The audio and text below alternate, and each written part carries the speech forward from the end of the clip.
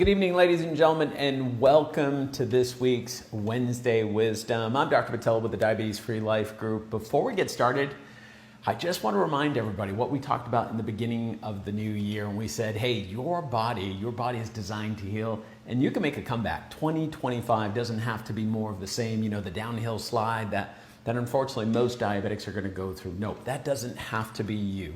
2025 is the year to be alive, to turn this thing around. And what I want to do is I want to make sure that we continue to share our best practices with you on these episodes every single Wednesday where we come live here. And I'm really excited about it. We're going to do the same here again tonight. And I'm going to expose one of the common root causes findings that I see so often in private practice. Remember, root cause actually means the issues that are actually causing your diabetes to happen in the first place. Most people have been told that it's things like it's a calorie issue. And by the way, that's hardly ever the case. What makes us different is that we actually look at finding out why are these things happening in the first place, instead of just putting the blame on the patient, putting the blame on you. Like for some reason it's a character flaw.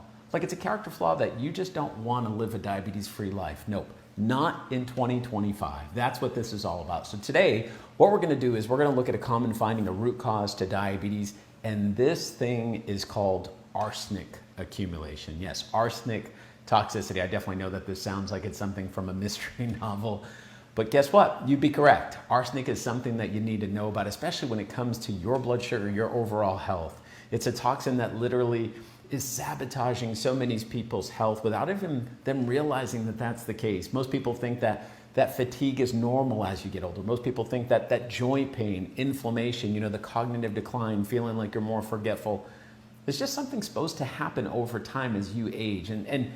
And unfortunately, for most people, they're completely wrong about that. It is not normal. It might be common, but it's not normal. If you've ever lived in an area where you had contaminated water, or maybe you worked in a job where there were exposure to certain chemicals, have you ever been obsessed with things like starchy food? You might already be carrying around arsenic in your system inside of your body, and you don't even know that that's the case. And we see it almost every single day, and it's absolutely rampant. Arsenic is sneaky. It enters your body through things like lifestyle and environmental exposures. Things like, and I'll give you examples here, things like rice, things like potatoes, many different kinds of root vegetables. It's everywhere. Like so much is going on. You're not going to go about just avoiding it. Arsenic is actually put into the air, it's put into the water through pollution, unfortunately, and it contaminates the soil that actually our food grows in. You're out there, you're eating vegetables, and you don't even know that that's the case. You're trying to do your part, you're trying to eat well, and it just starts stacking up over time, especially if you're one of the thousands and thousands that are actually genetically predisposed to actually be able to get these toxins out of your body. And there's unfortunately a segment of the population that are these slow detoxifiers.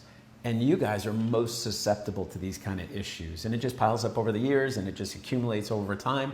Arsenic's in the soil, it gets absorbed by plants as they grow. You eat the veggies and it transfers from the veggies to you. And the point is this, it's everywhere. And it can definitely be super frustrating. But what it doesn't have to be is, it doesn't have to be like that anymore. We have to realize and take a step back and say, well, arsenic, even a small amount, what does it start to do inside of your body? Well, it kind of starts messing up with your metabolism. It is a heavy metal. That's where arsenic, and it starts to accumulate, and it accumulates inside of your tissues, inside of your body, especially in organs like your pancreas, in organs like your liver.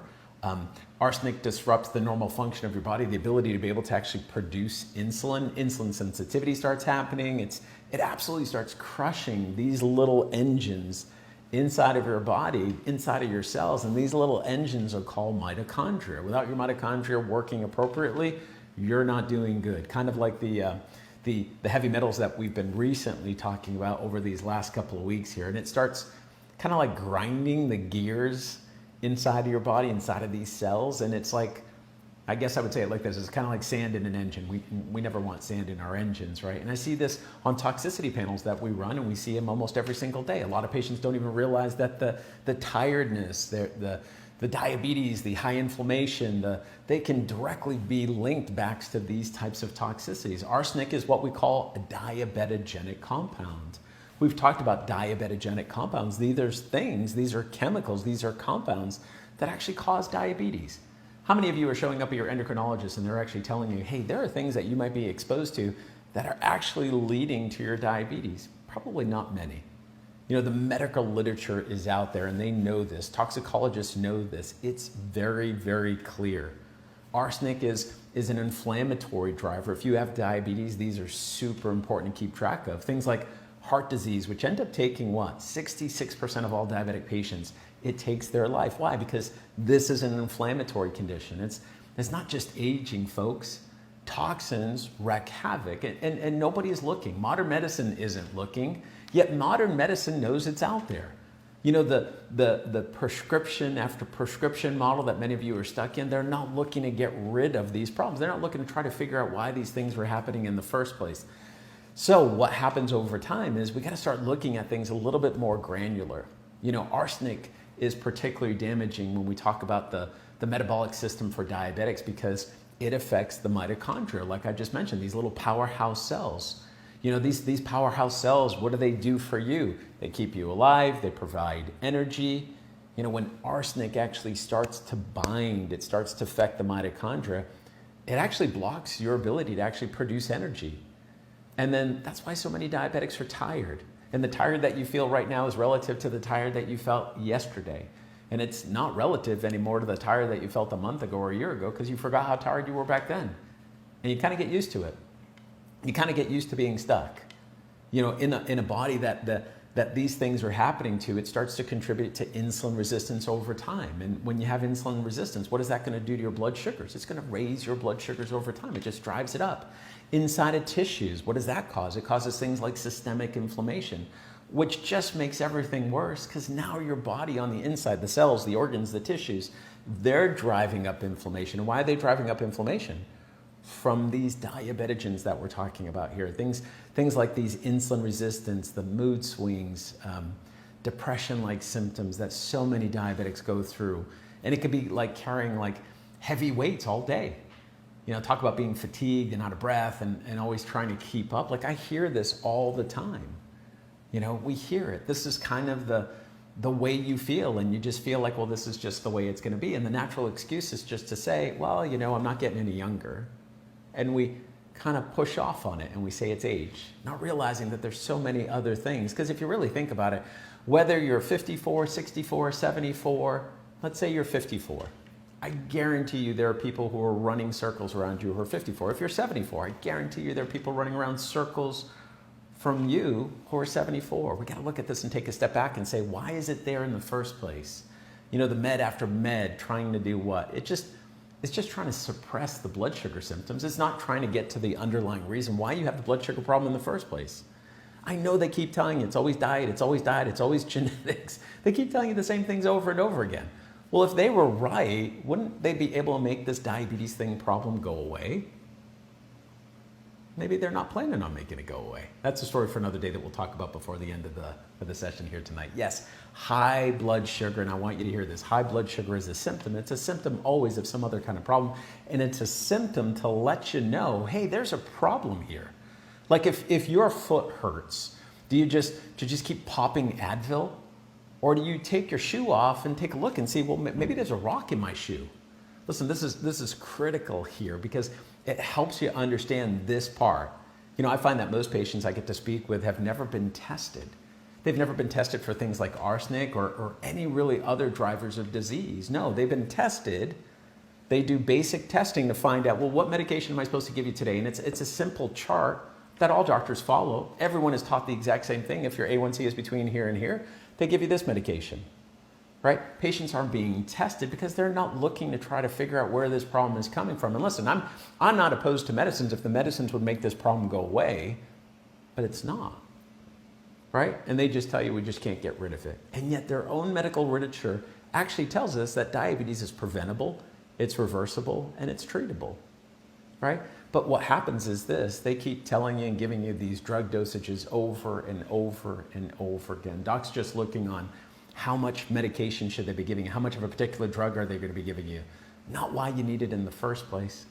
Anyway, if you look at these toxicity panels like we do, and you see the trash that's inside of your body, especially when we talk about arsenic like we were talking about here, now you have a mandate. You have a mandate that you can say, okay, now these are one of the reasons why I can't regulate blood sugar. Now what are we gonna do for a plan moving forward to address it in the first place? And the great news is that the body's incredibly resilient.